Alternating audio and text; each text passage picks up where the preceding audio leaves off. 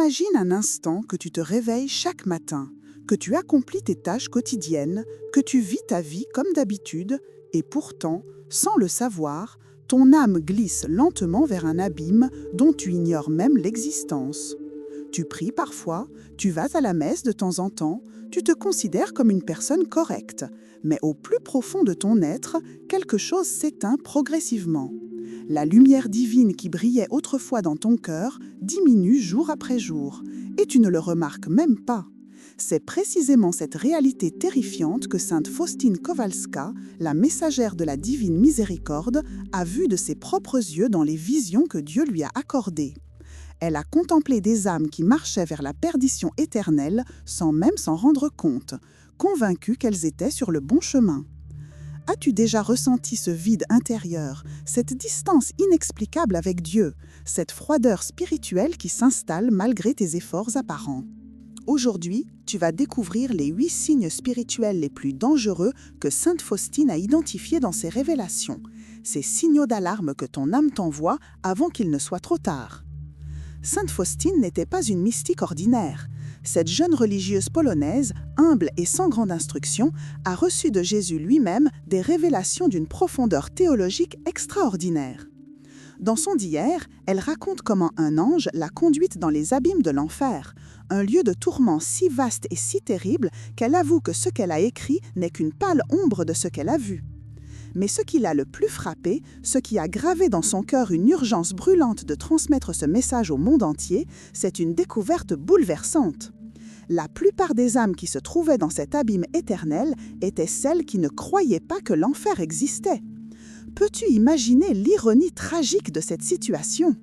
Des milliers d'âmes qui pensaient que l'enfer n'était qu'un conte pour effrayer les enfants, qui vivaient comme si leur choix n'avait aucune conséquence éternelle, se sont retrouvées précisément là où elles refusaient de croire. Jésus a dit à Faustine que ces âmes ne sont pas condamnées par un Dieu cruel et vengeur, mais qu'elles se condamnent elles-mêmes en refusant obstinément sa miséricorde infinie. Avant de continuer, je veux te lancer une invitation spéciale. Si tu aimes approfondir ta vie spirituelle, si tu désires connaître les secrets des saints et marcher sur le chemin de la sainteté, abonne-toi maintenant à cette chaîne pour ne pas manquer les enseignements et les conseils de sainte Faustine qui peuvent transformer ta vie éternelle. Le premier signe dont sainte Faustine nous avertit est peut-être le plus subtil et le plus dangereux de tous, car il s'installe progressivement sans que nous en prenions conscience. C'est l'indifférence au péché. Cette anesthésie spirituelle qui engourdit la conscience jusqu'à ce qu'elle ne ressente plus rien. Au début, quand tu commettais un péché, ton cœur se serrait, tu ressentais de la honte, du remords, un désir sincère de te confesser et de changer. Mais avec le temps, si tu n'as pas réagi, si tu as laissé ce péché devenir une habitude, quelque chose d'étrange s'est produit. La douleur a disparu, le remords s'est évanoui. Ce qui te faisait trembler autrefois ne provoque maintenant plus qu'un haussement d'épaule. Tu te dis peut-être que c'est parce que tu as mûri, que tu es devenu plus tolérant avec toi-même. Mais la vérité est bien plus sombre. Ton âme est en train de mûrir. Sainte Faustine a écrit dans son d'hier que le plus grand désespoir de Satan n'est pas de voir une âme commettre un péché, mais de voir une âme qui ne ressent plus de culpabilité après l'avoir commis. Quand la conscience s'éteint, quand le péché devient normal, quand tu cesses de te confesser parce que tu ne vois plus l'intérêt, c'est le signe que tu es sur une pente très dangereuse.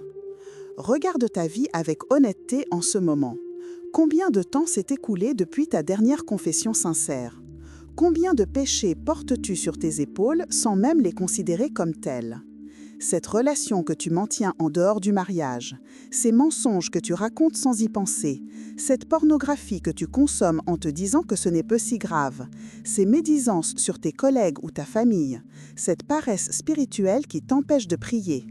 Tout cela, tu le sais au fond de toi, offense Dieu, mais tu as appris à vivre avec, tu as normalisé le péché.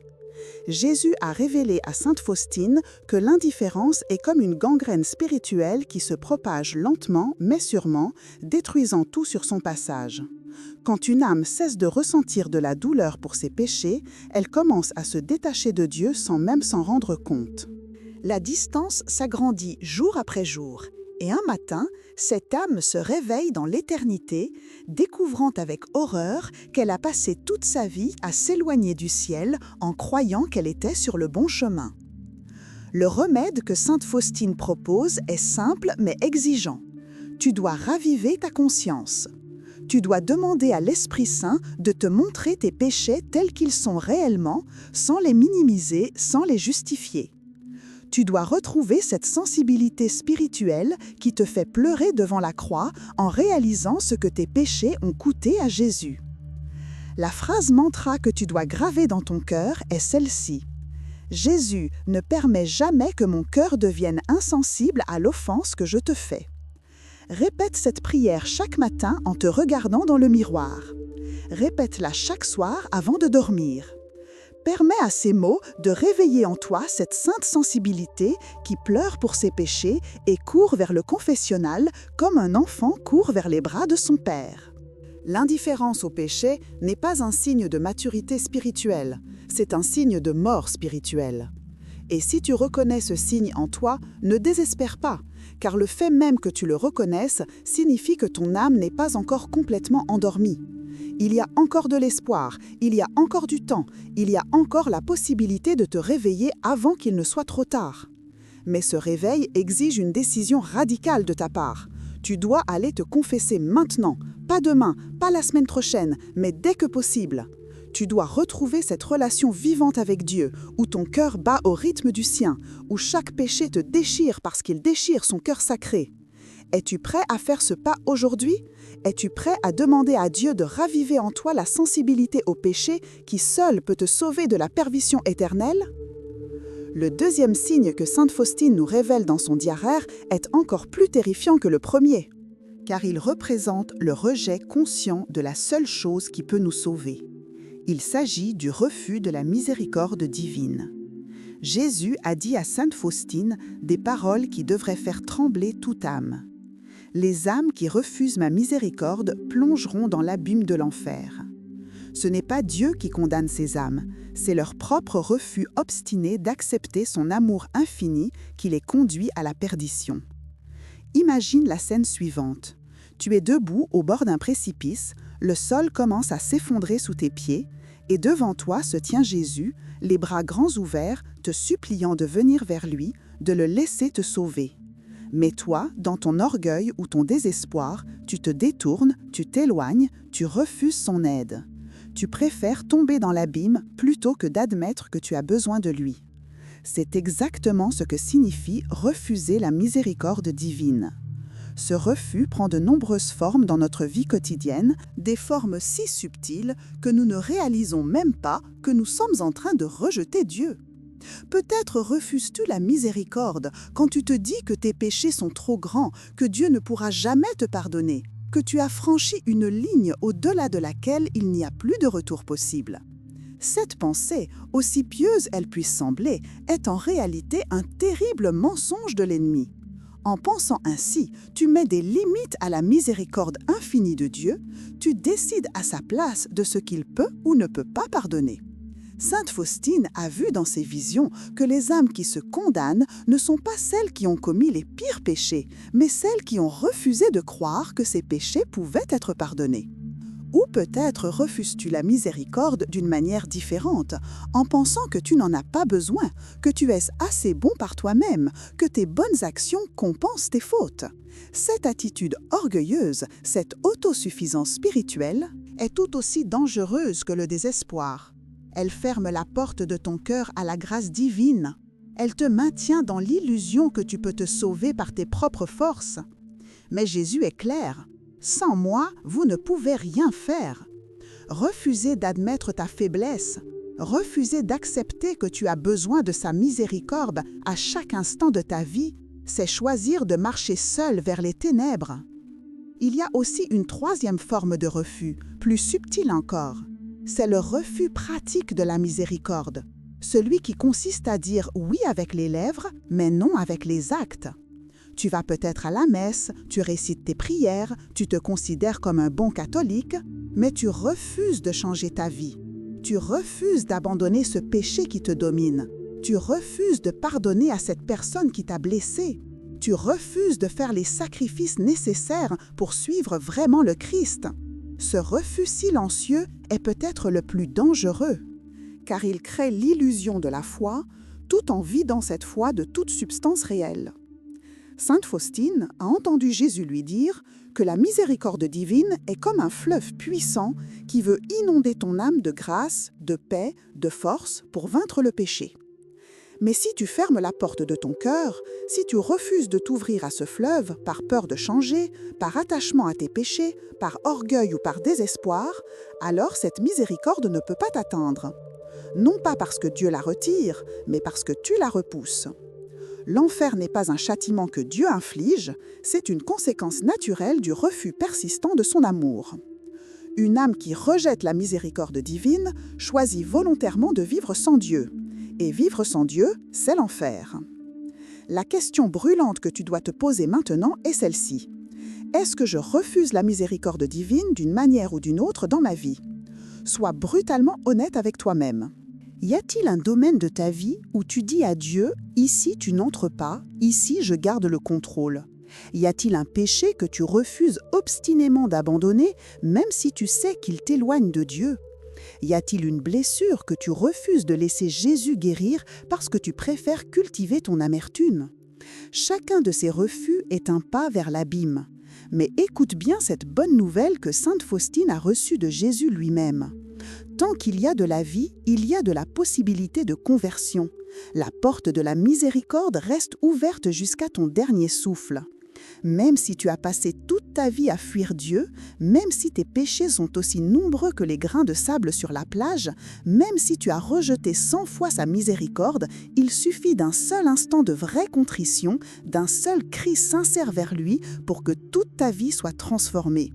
La phrase mantra pour ce chapitre est celle-ci. « Jésus, j'ai confiance en toi, même quand je doute de ton pardon. » Répète ces mots dans les moments de désespoir, quand le poids de tes péchés semble trop lourd, quand l'ennemi te murmure que tu es allé trop loin. Ces mots sont une clé qui ouvre les portes du ciel, un cri qui transperce les nuages et atteint le cœur miséricordieux de Jésus. Alors, vas-tu continuer à refuser sa miséricorde ou vas-tu enfin ouvrir ton cœur et te jeter dans l'océan infini de son amour qui attend de te purifier, de te guérir, de te sauver? Le troisième signe spirituel dont nous avertit sainte Faustine est l'un des plus insidieux, car il se déguise souvent en vertu et trompe même les âmes qui se croient avancées sur le chemin de la sainteté. Il s'agit de l'orgueil spirituel, ce poison subtil qui transforme la recherche de Dieu en culte de soi-même. Sainte Faustine a entendu Jésus lui révéler que l'orgueil est l'amour de soi jusqu'au mépris de Dieu. Pensez un instant. L'orgueil ne consiste pas seulement à se vanter ou à se croire supérieur aux autres. L'orgueil spirituel est bien plus profond et bien plus dangereux. C'est mettre ton propre jugement au-dessus de celui de Dieu. C'est croire que tu n'as plus besoin de sa grâce parce que tu as atteint un certain niveau de perfection. C'est regarder les autres pécheurs avec mépris en oubliant que tu n'es toi-même qu'un mendiant sauvé par la miséricorde. Combien de personnes vont à la messe chaque dimanche, récitent le chapelet quotidiennement, jeûnent et font des œuvres de charité, tout en étant rongées intérieurement par cet orgueil qui détruit toute leur vie spirituelle. Elles se comparent aux autres et se réjouissent de ne pas être comme ces pécheurs publics. Elles énumèrent leurs bonnes œuvres devant Dieu comme si elles lui présentaient une facture à payer. Elles jugent sévèrement les faiblesses d'autrui tout en justifiant les leurs. Es-tu de celles-là? L'orgueil spirituel se manifeste de 1000 manières subtiles dans notre vie quotidienne. C'est cette irritation que tu ressens quand quelqu'un critique ta façon de prier ou remet en question tes convictions religieuses. C'est cette satisfaction secrète que tu éprouves en constatant qu'il y a des personnes moins pratiquantes que toi. C'est cette résistance intérieure quand ton confesseur ou ton directeur spirituel te suggère de changer quelque chose dans ta vie. C'est cette conviction profonde que ta façon de comprendre la foi est la seule correcte et que tous ceux qui pensent différemment sont dans l'erreur. Sainte Faustine a vu dans ses visions que les âmes orgueilleuses, même celles qui semblaient pieuses extérieurement, étaient en grand danger de perdition. Pourquoi? Parce que l'orgueil ferme la porte à la grâce divine. Dieu résiste aux orgueilleux, mais fait grâce aux humbles, nous dit l'Écriture. Quand tu es convaincu de ta propre justice, quand tu crois que tu mérites le ciel par tes efforts, quand tu mets ta confiance en tes œuvres plutôt qu'en la miséricorde divine, tu construis un mur entre toi et Dieu. Tu deviens imperméable à sa grâce, insensible à ses appels, aveugle à tes propres défauts. Le danger le plus terrible de l'orgueil spirituel est qu'il peut coexister avec une vie de prière intense et une pratique religieuse irréprochable. Tu peux prier des heures chaque jour, assister à toutes les dévotions, connaître la doctrine par cœur et pourtant être complètement éloigné de Dieu si ton cœur est rempli d'orgueil. Jésus a dit dans l'Évangile que 2 hommes montèrent au temple pour prier, un pharisien et un publicain. Le pharisien énumérait toutes ses bonnes œuvres et remerciait Dieu de ne pas être comme les autres pécheurs. Le publicain, quant à lui, n'osait même pas lever les yeux vers le ciel et se frappait la poitrine en disant « Ô Dieu, aie pitié de moi qui suis pécheur ». Lequel des deux, demande Jésus, est retourné chez lui justifié, le publicain et non le pharisien? Cette parabole devrait nous faire trembler. Elle nous montre qu'il est possible d'avoir une vie religieuse impeccable en apparence, tout en étant spirituellement mort à cause de l'orgueil. Sainte Faustine a compris cette vérité dans les profondeurs de son âme. Elle écrivait dans son diaire qu'elle désirait être la plus petite, la plus humble, la servante de toutes. Elle savait que sans l'humilité, toutes ses visions, toutes ses révélations, toutes ses pratiques ascétiques ne valaient rien. Comment reconnaître en toi la présence de cet orgueil spirituel? Voici quelques questions qui peuvent t'aider. Te sens-tu blessé ou irrité quand on critique ta façon de vivre ta foi? Compares-tu souvent ta pratique religieuse à celle des autres pour te rassurer sur ton propre niveau spirituel?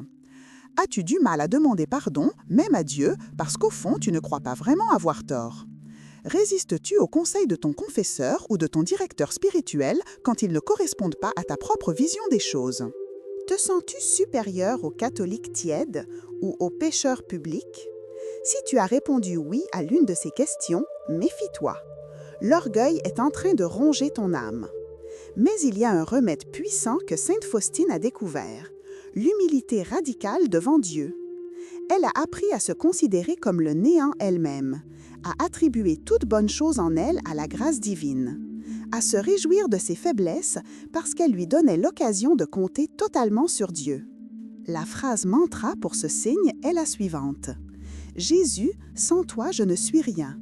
Avec toi je peux tout. » Répète cette prière chaque fois que tu es tenté de t'enorgueillir de tes vertus ou de tes accomplissements spirituels. Laisse ces mots pénétrer au plus profond de ton être jusqu'à ce que tu réalises vraiment que tout ce que tu as de bon vient de Dieu et non de toi. Es-tu prêt à descendre de ton piédestal spirituel, à reconnaître que tu es un pauvre pécheur sauvé uniquement par la miséricorde, à embrasser l'humilité qui seule peut t'ouvrir les portes du ciel? Écris maintenant dans les commentaires cette phrase puissante. « Jésus, je choisis l'humilité plutôt que l'orgueil. » Écris-la comme un engagement public, comme une déclaration de guerre contre l'orgueil qui voudrait te séparer de Dieu. Si tu aimes ces enseignements profonds de sainte Faustine qui peuvent transformer ta vie spirituelle, abonne-toi à cette chaîne maintenant et active la cloche pour ne manquer aucune révélation qui pourrait sauver ton âme. Chaque vidéo est une grâce que Dieu te donne pour t'aider sur ton chemin vers la sainteté. Ne laisse pas passer cette opportunité de grandir dans la foi et d'apprendre des saints qui ont marché avant toi sur ce chemin étroit qui mène à la vie éternelle. Le 4e signe que sainte Faustine nous révèle touche au cœur même de notre foi catholique. Il s'agit du mépris de l'Eucharistie. Ce mystère d'amour infini où Jésus se donne totalement à nous sous les apparences du pain et du vin. Sainte Faustine voyait l'autel comme le trône de la miséricorde vivante. Elle écrivait dans son diaire que si les âmes savaient qui est sur l'autel, elles mourraient d'amour. Ces mots devraient nous bouleverser. Ils nous montrent à quel point nous sommes devenus aveugles et insensibles au plus grand miracle qui se produit chaque jour sur nos autels. Jésus-Christ, le Fils de Dieu, le Créateur de l'univers, descend réellement, physiquement, substantiellement dans cette hostie consacrée. Ce n'est pas un symbole, ce n'est pas une métaphore, c'est lui, réellement présent, avec son corps, son sang, son âme et sa divinité. Et pourtant, regarde comment nous traitons ce mystère sublime. Combien de fois es-tu allé à la messe par routine, en pensant à mille autres choses, en regardant ta montre pour voir quand ce sera terminé? Combien de fois as-tu communié en état de péché mortel, un sans confession préalable, transformant ce qui devrait être un festin d'amour en un sacrilège qui offense gravement Dieu? Sainte Faustine a vu avec les yeux de son âme comment Jésus souffre dans l'Eucharistie à cause de notre indifférence et de notre manque de respect. Elle le voyait pleurer des larmes de sang quand des âmes s'approchaient de lui avec des cœurs froids, distraits ou pire encore, remplis de péchés non confessés. Imagine Jésus dans le tabernacle de ton église, attendant heure après heure, jour après jour, que quelqu'un vienne lui rendre visite, lui parler, l'adorer. Il attend que tu viennes, toi spécifiquement, toi qui l'aimes d'un amour infini, toi pour qui il a accepté la croix et la mort. Mais combien de fois passes-tu devant une église sans même te rappeler qu'il est là? Combien de fois choisis-tu 1000 activités secondaires plutôt que de passer quelques minutes en sa présence? Ce mépris, cette négligence de l'Eucharistie, un signe terrible que ton âme est en danger.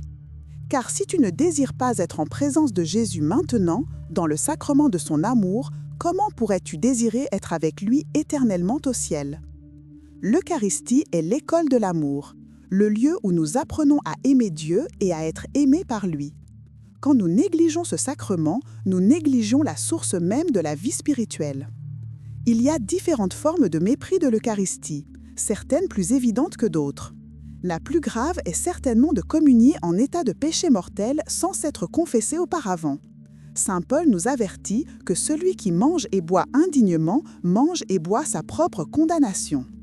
Penses-tu vraiment que Jésus veut entrer dans un cœur rempli de péchés graves, d'impureté, de haine, de mensonges? C'est comme inviter le roi de l'univers dans une porcherie et s'attendre à ce qu'il soit honoré. La communion sacrilège est l'un des péchés les plus graves qu'une âme puisse commettre, car elle profane le corps même du Christ. Mais il y a aussi des formes plus subtiles de mépris. Arriver en retard à la messe par paresse ou manque de respect. Parler et distraire les autres pendant la célébration. Recevoir la communion dans la main sans la moindre révérence, comme si c'était un simple morceau de pain. Sortir de l'église immédiatement après avoir communié, sans prendre le temps de remercier Jésus et de lui parler. Toutes ces attitudes révèlent un manque de foi en la présence réelle de Jésus dans l'Eucharistie. Si tu croyais vraiment que c'est Dieu lui-même que tu reçois, agirais-tu de cette manière? Sainte Faustine nous montre le chemin pour corriger cette tiédeur eucharistique. Elle préparait sa communion avec une ferveur intense, comme si c'était la première et la dernière de sa vie. Elle disait à Jésus avant chaque messe « Viens transformer mon pauvre cœur en tabernacle digne de ta présence ». Après avoir communié, elle restait longtemps en action de grâce, savourant cette union intime avec son Seigneur, lui parlant comme une épouse parle à son époux bien-aimé. Elle comprenait que ces moments étaient les plus précieux de toute sa vie, les instants où le ciel touchait la terre en elle. Toute sa force, toute sa capacité d'aimer, tout son courage pour affronter les souffrances venaient de l'Eucharistie. Elle écrivait que sans la communion quotidienne, elle ne pourrait pas vivre un seul jour. Son âme avait faim et soif de Jésus eucharistique comme un homme perdu dans le désert a soif d'eau. As-tu cette faim? As-tu cette soif? Ou l'Eucharistie est-elle devenue pour toi une simple habitude sans saveur, un rituel que tu accomplis sans engagement réel de ton cœur? La phrase mantra pour ce signe est profonde et transformatrice. Jésus eucharistique, tu es ma force et ma vie. Répète cette prière avant chaque communion, laisse-la résonner dans ton cœur. Et puis, mets en pratique ce que Sainte Faustine nous enseigne. Prépare-toi sérieusement avant chaque messe. Confesse tes péchés régulièrement pour pouvoir communier dignement. Arrive à l'avance à l'église pour te recueillir et ouvrir ton cœur. Pendant la messe, concentre-toi sur le mystère qui se déroule sur l'autel. Reçois la communion avec une révérence profonde, que ce soit sur la langue ou dans la main. Reste ensuite en action de grâce, ne te précipite pas dehors. Parle à Jésus, remercie-le, offre-lui ta journée, demande-lui sa force. Et si possible, prends l'habitude de visiter le Saint-Sacrement en dehors de la messe. Passe quelques minutes chaque jour devant le tabernacle. Tu verras que ces moments transformeront progressivement ta vie spirituelle. Le mépris de l'Eucharistie conduit à l'enfer car il révèle un cœur qui a cessé d'aimer Dieu. Mais l'amour de l'Eucharistie conduit au ciel car il nourrit et fortifie cet amour jusqu'à ce qu'il devienne une flamme inextinguible. Quel sera ta choix? Continueras-tu à traiter Jésus eucharistique avec indifférence ou t'engageras-tu aujourd'hui à faire de l'Eucharistie le centre vivant et battant de toute ta vie spirituelle? Le 5e signe que sainte Faustine nous révèle touche à l'essence même de notre capacité à recevoir la miséricorde divine. Il s'agit du refus de pardonner, cette prison que nous construisons nous-mêmes et dont nous jetons la clé. Jésus a été absolument clair dans son enseignement. Si vous ne pardonnez pas aux hommes leurs offenses, votre Père céleste ne vous pardonnera pas non plus vos offenses. Ce n'est pas une suggestion, c'est une condition non négociable pour recevoir le pardon de Dieu. Sainte Faustine a entendu Jésus lui dire que les âmes qui refusent de pardonner ne connaîtront jamais sa paix. Pense-y sérieusement. Garder de la rancune, cultiver l'amertume, nourrir le désir de vengeance, c'est inviter le démon à habiter dans ton cœur. C'est lui donner un trône d'où il peut contrôler tes pensées, tes émotions, tes décisions. Chaque fois que tu ressasses une offense, chaque fois que tu imagines comment tu pourrais te venger, chaque fois que tu te complais dans ton rôle de victime, tu enfonces un peu plus les chaînes qui te lient à l'enfer. Car le refus de pardonner est exactement le contraire de la nature de Dieu, qui est amour et miséricorde infinie. En refusant de pardonner, tu te rends semblable au démon qui est haine et vengeance éternelle. Mais peut-être penses-tu que c'est facile à dire mais difficile à faire. Tu as peut-être été profondément blessé par quelqu'un. Peut-être as-tu été trahi par ton conjoint, abandonné par tes parents, abusé dans ton enfance, calomnié par des amis, volé par des associés. Ces blessures sont réelles, la douleur est légitime, la colère est compréhensible. Sainte Faustine ne minimise pas la souffrance causée par les offenses. Elle-même a été incomprise, calomniée, persécutée par ses propres sœurs religieuses. Elle connaissait la douleur de l'injustice, mais elle a compris quelque chose de fondamental. Le pardon n'est pas d'abord un sentiment, c'est une décision.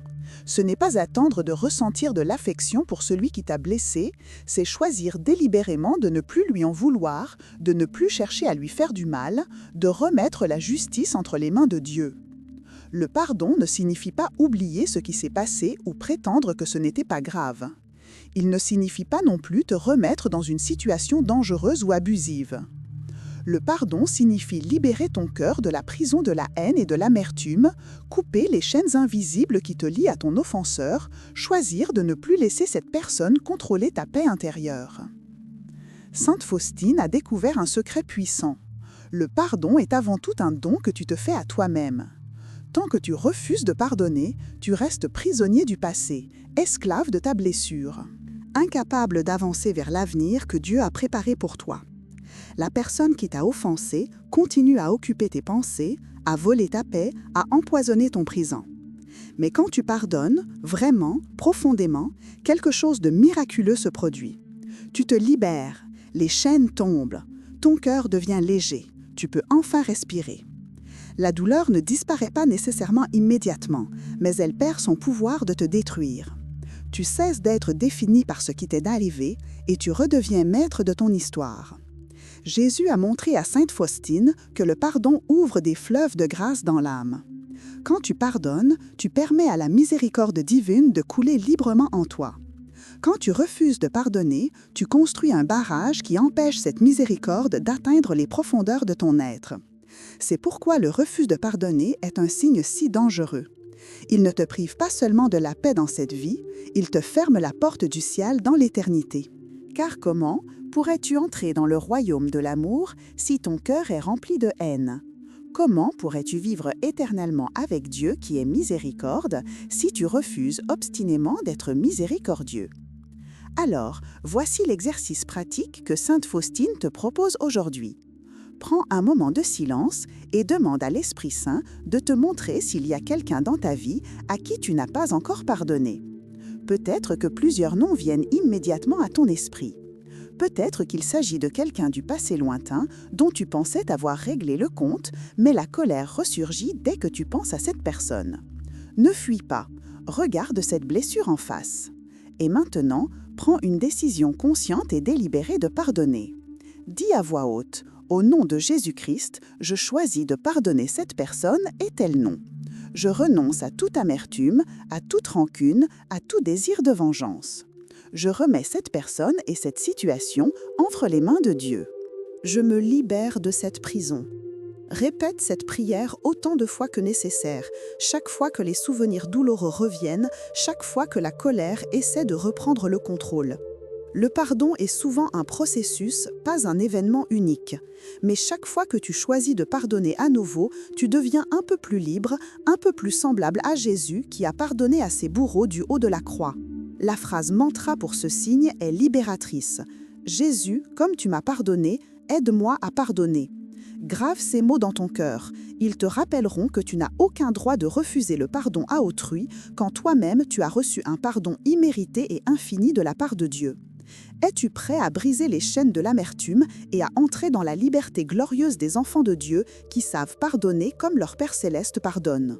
Le 6e signe que sainte Faustine nous révèle est peut-être celui qui touche le plus grand nombre de personnes dans notre époque moderne. Il s'agit de vivre sans prière, cette mort lente de l'âme par asphyxie spirituelle. Sainte Faustine a écrit dans son diaire des mots terrifiants. L'âme qui ne prie pas est en décomposition, comme un corps sans respiration. Pense à cette image. Un corps sans respiration est un cadavre. Il peut avoir l'air intact extérieurement pendant quelques heures, mais intérieurement, la décomposition a commencé. Les cellules meurent, les organes cessent de fonctionner, la vie s'éteint. C'est exactement ce qui arrive à une âme qui ne prie pas. Elle peut encore fonctionner socialement, accomplir ses tâches quotidiennes, même avoir l'air heureux superficiellement, mais spirituellement, elle est morte ou mourante. Car la prière est l'oxygène de l'âme, la nourriture vitale sans laquelle elle ne peut survivre. Sans prière, tu ne peux pas entendre la voix de Dieu. Sans prière, tu ne peux pas résister aux tentations. Sans prière, tu perds progressivement le sens de ta vie. Tu deviens sourd aux appels divins, aveugle aux signes de sa présence, insensible au mouvement de la grâce dans ton cœur. La distance entre toi et Dieu s'agrandit jour après jour, jusqu'à ce qu'un matin, tu te réveilles et tu réalises que tu ne sens plus rien, que Dieu est devenu pour toi une abstraction lointaine, une idée théorique sans aucune réalité concrète dans ta vie. Combien de personnes aujourd'hui vivent exactement dans cette situation? Elles se disent catholiques, elles ont été baptisées, elles vont peut-être encore à la messe à Noël et à Pâques, mais elles ne prient jamais. Pas de prière le matin en se levant, pas de prière le soir avant de dormir, pas de chapelet, pas de lecture de l'Évangile, pas de moment de silence devant Dieu. Leur vie est un tourbillon constant d'activité, de distraction, de bruit. Elles se lèvent et allument immédiatement la télévision ou vérifient leur téléphone. Elles passent leur journée à courir d'une obligation à l'autre. Elles rentrent chez elles épuisées et s'endorment devant un écran. Et Dieu, il n'a pas de place dans ce programme. Il est relégué à la périphérie, invoqué peut-être rapidement en cas d'urgence, mais autrement ignoré. Si c'est ta situation, entends bien cet avertissement. Tu es en grave danger. L'absence de prière est l'antichambre de la perdition, un état où l'enfer commence déjà sur terre.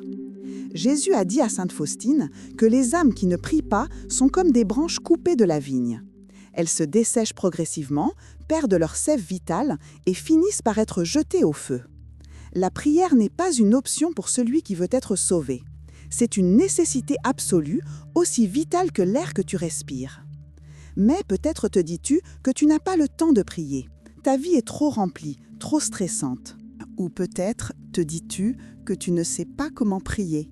Les mots ne viennent pas, tu te sens maladroit, tu as l'impression de parler dans le vide. Sainte Faustine te dirait que la prière n'a pas besoin d'être compliquée. Il ne s'agit pas de réciter de belles formules ou de faire de longs discours. La prière, c'est simplement ouvrir ton cœur à Dieu comme un enfant s'ouvre à son Père. C'est lui parler avec simplicité de ta journée, de tes joies, de tes peines, de tes peurs, de tes désirs. C'est lui dire « Jésus, je t'aime, aide-moi, merci, pardon ». 4 mots qui résument toute une vie de prière. Et puis, il y a aussi le silence, cette prière sans parole, où tu te contentes d'être en sa présence, de le laisser te regarder, de t'abandonner à son amour. Alors, voici le défi concret que Sainte Faustine te lance aujourd'hui. Prends la décision ferme de prier chaque jour, ne serait-ce que quelques minutes. Commence par 5 minutes le matin en te levant, avant de regarder ton téléphone. Avant de penser à ta journée, assieds-toi tranquillement et dis à Jésus « Seigneur, je te donne cette journée. Aide-moi à t'aimer et à te servir. Protège-moi du mal.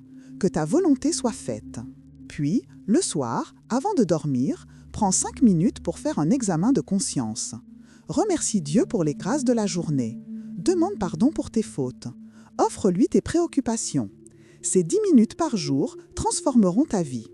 Progressivement, tu sentiras le besoin de prier davantage.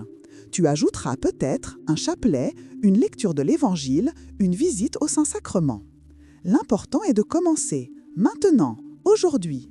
Ne remets pas à demain ce qui peut sauver ton âme. La phrase mantra pour ce signe est vitale. Jésus, sans la prière, mon âme meurt. Répète cette vérité chaque fois que tu es tenté de négliger ta vie de prière. Laisse-la résonner en toi jusqu'à ce que tu comprennes vraiment que la prière n'est pas une obligation parmi d'autres, mais la respiration même de ton âme. Alors, feras-tu le choix de la vie en décidant de prier chaque jour ou continueras-tu à asphyxier ton âme jusqu'à ce qu'elle meure complètement? Le 7e signe que Sainte Faustine nous révèle est particulièrement pertinent pour notre époque où le confort et la facilité sont devenus des idoles. Il s'agit du rejet du souffrance, ce refus de la croix qui nous sépare du Christ et du chemin de la rédemption. Jésus a dit à Sainte Faustine des paroles qui devraient nous faire réfléchir profondément. « Les âmes qui n'acceptent pas la croix ne me trouveront pas dans l'éternité. » Cette déclaration est radicale et sans compromis. Elle nous montre que la croix n'est pas optionnelle dans la vie chrétienne, elle est essentielle. Tous nous recevrons des croix dans cette vie, c'est inévitable. La maladie, la perte d'être cher, les échecs, les trahisons, les difficultés financières, les épreuves familiales. La question n'est pas de savoir si tu auras des souffrances, mais comment tu réagiras face à elles. Vas-tu les accueillir avec foi en les unissant aux souffrances du Christ, ou vas-tu les rejeter avec amertume en te révoltant contre Dieu? Ce choix détermine ton destin éternel. Car le rejet de la souffrance est en réalité un rejet du mystère même de la rédemption. C'est dire à Jésus, ta croix était peut-être nécessaire, mais la mienne, je n'en veux pas. Le monde moderne nous a enseigné à fuir la douleur à tout prix. Dès qu'apparaît la moindre souffrance, nous cherchons immédiatement à l'éliminer, à l'anesthésier, à la distraire. Nous prenons des médicaments pour chaque malaise. Nous nous plongeons dans les divertissements pour oublier nos problèmes. Nous blâmons Dieu pour tout ce qui va mal dans notre vie. Cette mentalité de fuite systématique de la souffrance nous prépare mal pour le ciel. Car le ciel est la récompense de ceux qui ont porté leur croix avec patience et amour, qui ont accepté de souffrir avec le Christ pour être glorifiés avec lui. Sainte Faustine a compris ce mystère de manière profonde. Elle écrivait dans son diaire que la souffrance est le plus grand trésor sur terre, qu'elle purifie l'âme. Dans la souffrance, nous connaissons qui sont nos vrais amis. Elle ne fuyait pas la douleur, elle l'embrassait comme une grâce, elle l'offrait pour la conversion des pécheurs, elle la voyait comme une participation aux souffrances rédemptrices du Christ. Cette attitude n'était pas du masochisme, c'était de l'amour pur. Car seul l'amour peut transformer la souffrance en offrande, le calvaire en chemin vers la résurrection. Regarde ta propre vie avec honnêteté. Comment réagis-tu face aux souffrances qui se présentent? Quand tu tombes malade, te plains-tu amèrement en demandant pourquoi cela t'arrive à toi? Quand tu traverses une épreuve financière, perds-tu confiance en la providence divine? Quand quelqu'un te blesse, te laisses-tu envahir par l'amertume et le désir de vengeance? Quand tes prières ne sont pas exaucées comme tu le voudrais, accuses-tu Dieu de ne pas t'écouter? Toutes ces réactions révèlent un rejet de la croix, un refus d'accepter que la vie chrétienne authentique passe nécessairement par le calvaire avant d'atteindre la résurrection. Jésus n'a jamais promis une vie sans souffrance à ceux qui le suivent. Au contraire, il a dit clairement, « Si quelqu'un veut venir après moi, qu'il renonce à lui-même, qu'il prenne sa croix chaque jour et qu'il me suive. » Prendre sa croix chaque jour, voilà l'exigence non négociable du disciple du Christ. Mais écoute bien ceci. Accepter la souffrance ne signifie pas la rechercher de manière malsaine ou rester passivement dans des situations que tu peux changer. Dieu ne te demande pas de devenir masochiste. Il te demande d'accepter avec foi les souffrances inévitables de la vie, celles que tu ne peux pas éviter, et de les unir aux siennes pour le salut du monde. Sainte Faustine nous donne un enseignement puissant sur la manière de transformer la souffrance. Quand tu souffres, ne te referme pas sur toi-même dans l'amertume. Ne te demande pas pourquoi cela t'arrive. Ne perds pas ton temps à chercher des coupables. Au lieu de cela, tourne-toi immédiatement vers Jésus sur la croix. Regarde-le cloué là pour toi, pour tes péchés. Écoute-le dire « J'ai soif ». Il a soif de ton amour, de ta confiance, de ton offrande. Alors réponds-lui en offrant ta souffrance unie à la sienne. Dis-lui, Jésus, j'accepte cette croix de tes mains. Je ne la comprends pas, mais je te fais confiance. Unis ma douleur à la tienne, que cette souffrance serve à sauver des âmes. Quand tu fais cela, quelque chose de miraculeux se produit. Ta souffrance change de nature. Elle n'est plus absurde, elle n'est plus inutile. Elle devient rédemptrice. Elle acquiert une valeur infinie parce qu'elle est unie aux souffrances infinies du Christ. Ta douleur personnelle devient un instrument de salut pour d'autres âmes. C'est le mystère sublime de la communion des saints. Rien n'est perdu, aucune larme n'est versée en vain quand elle est offerte avec amour. La phrase mantra pour ce signe est transformatrice. Jésus, j'accepte ma croix par amour pour toi. Répète cette prière dans les moments de souffrance.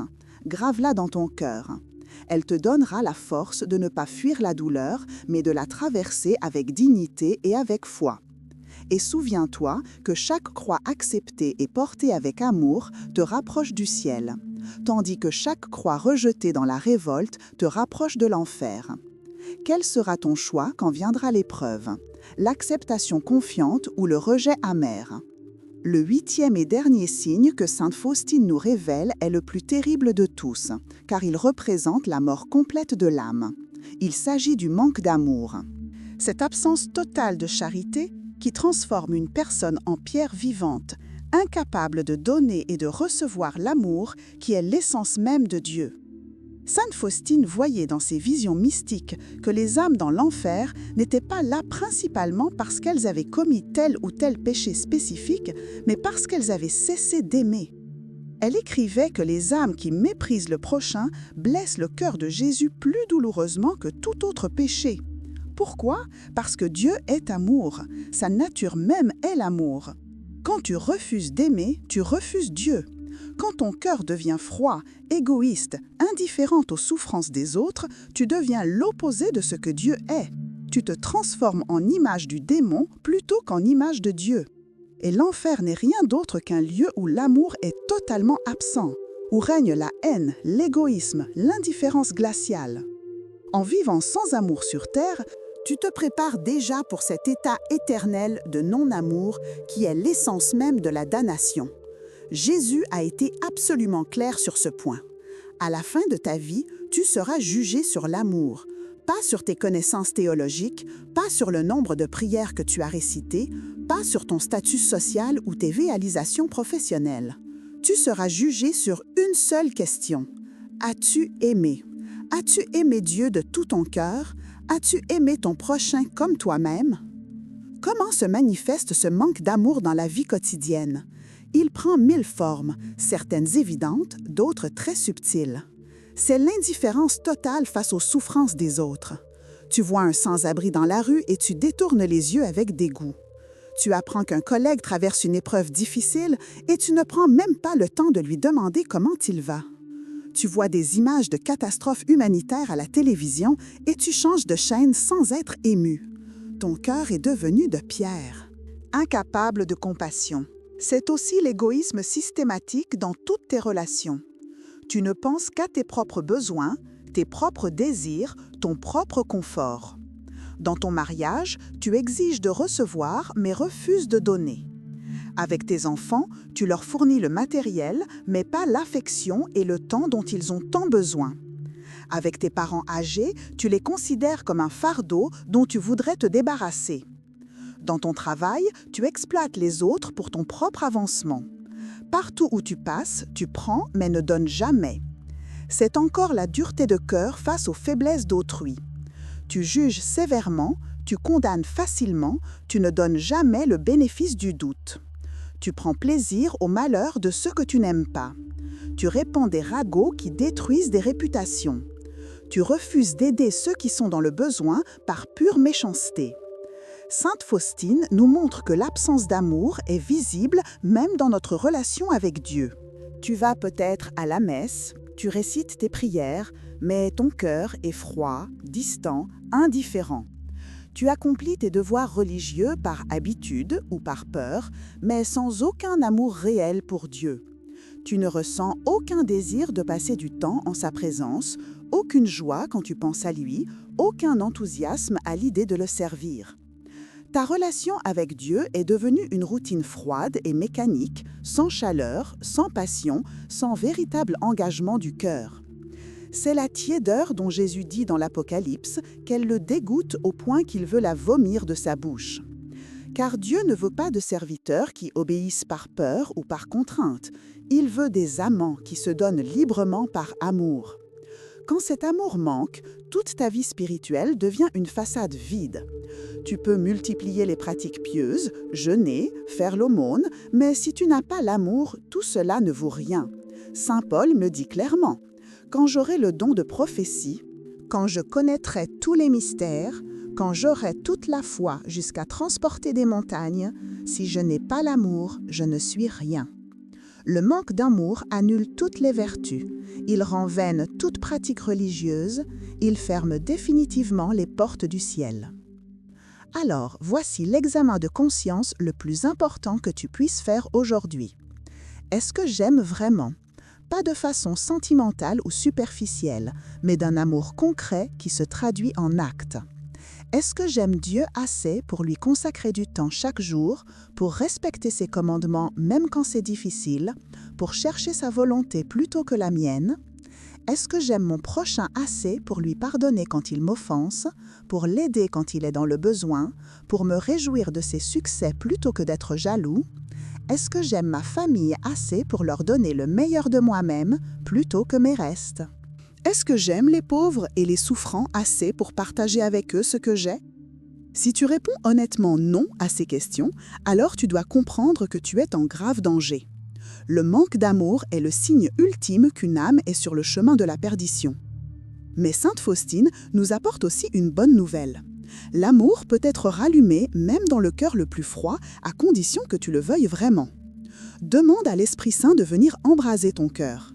Demande-lui de briser ton cœur de pierre et de te donner un cœur de chair capable d'aimer. Puis, commence à poser des actes concrets d'amour, même si tu ne ressens rien au début. Force-toi à être généreux, patient, compatissant. L'amour viendra avec la pratique, comme un muscle qui se développe avec l'exercice.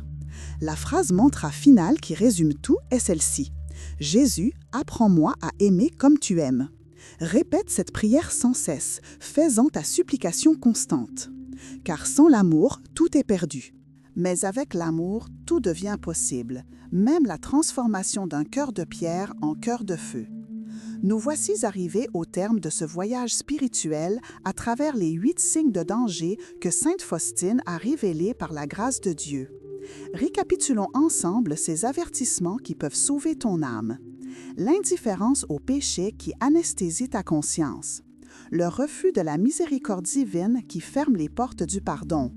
L'orgueil spirituel qui te fait croire que tu n'as besoin de personne, même pas de Dieu.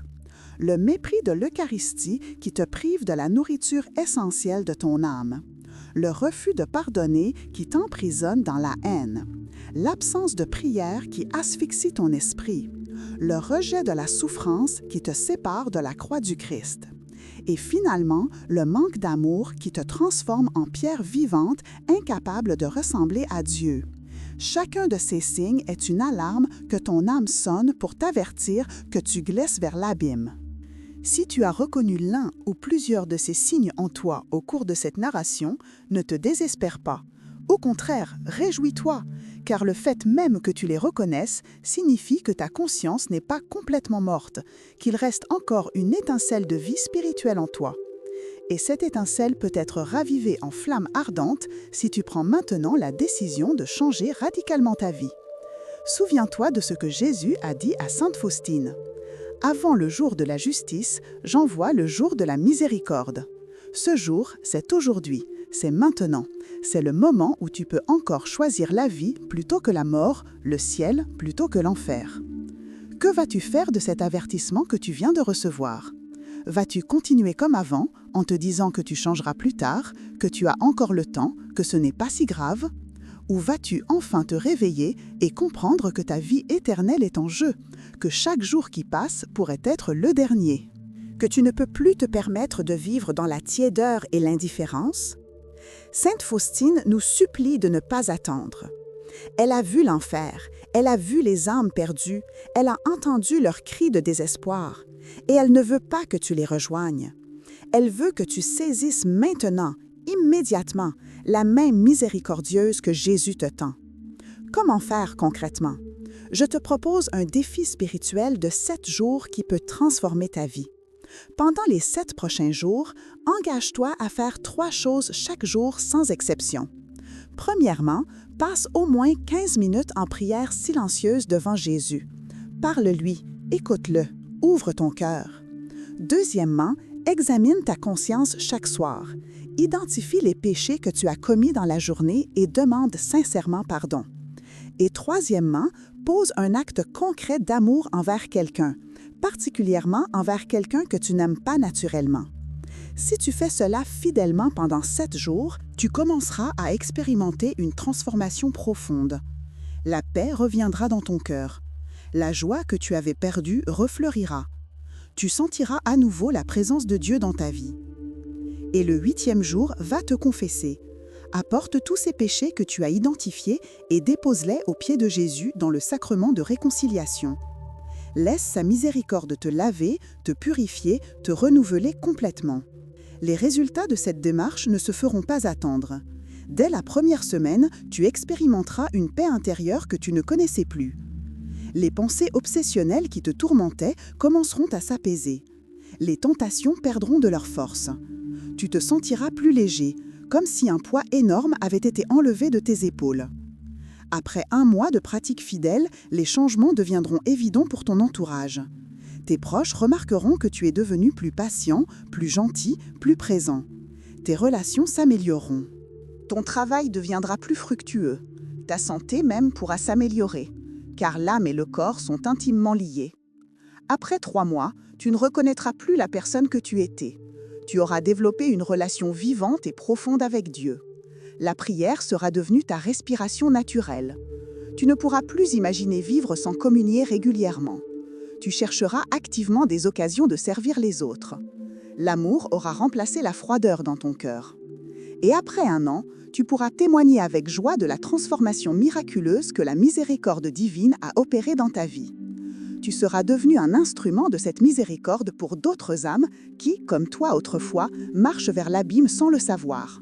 Ton témoignage deviendra lumière pour ceux qui sont dans les ténèbres. Mais tout cela commence par une seule décision, une seule, que tu dois prendre maintenant. La décision de te lever de ta tiédeur et de courir vers les bras ouverts de Jésus miséricordieux. Voici la prière finale que sainte Faustine elle-même récitait et qu'elle nous invite à faire nôtre. Jésus, j'ai confiance en toi. Jésus, j'ai confiance en ta miséricorde infinie. Même si mes péchés sont aussi nombreux que les grains de sable de la mer, je crois que tu peux me pardonner. Même si j'ai passé des années loin de toi, je crois que tu m'accueilles encore. Même si je suis faible et que je retombe sans cesse, je crois que tu me relèves avec patience. Jésus, je remets ma vie entre tes mains. Prends mon cœur de pierre et transforme-le en cœur de chair. Prends ma froideur et embrase-moi de ton amour.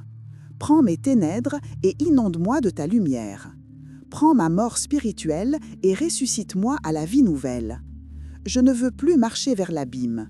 Je choisis aujourd'hui de marcher vers toi. Je choisis la vie. Je choisis le ciel. Je choisis ton amour. Amen. Répète cette prière chaque jour. Fais en ton cri de guerre contre les forces qui voudraient te tirer vers le bas. Laisse ces mots pénétrer dans les profondeurs de ton être jusqu'à ce qu'ils deviennent la réalité vivante de ta vie. Et souviens-toi, il n'est jamais trop tard tant qu'il y a de la vie. La porte de la miséricorde reste ouverte jusqu'à ton dernier souffle. Mais ne présume pas du temps qu'il te reste. Convertis-toi maintenant, aujourd'hui, en ce moment même, car tu ne sais ni le jour ni l'heure où le Maître viendra. Que ta réponse à ces 8 signes d'avertissement ne soit pas la peur paralysante, mais l'amour qui agit, la confiance qui se jette dans les bras du Père, la décision ferme de ne plus jamais vivre loin de Dieu. Sainte Faustine prie pour toi du haut du ciel. Jésus miséricordieux t'attend avec une patience infinie. Et moi, je prie pour que cette narration ait touché ton cœur assez profondément pour que tu passes enfin de la mort à la vie, des ténèbres à la lumière, de l'enfer qui te guettait au ciel qui t'attend les bras ouverts. Que la divine miséricorde te protège, que transforme et te conduise jusqu'à la gloire éternelle. Amen.